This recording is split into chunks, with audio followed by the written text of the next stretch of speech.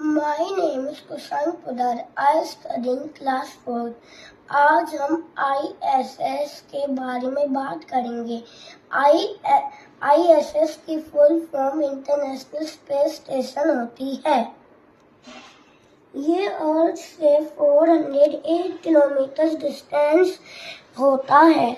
Space station के अंदर sleeping quarters, bathroom, gym, cupola, window, robot workstation, kitchen, airlock, toilets, life support system, scientific control panel, 7 docking ports.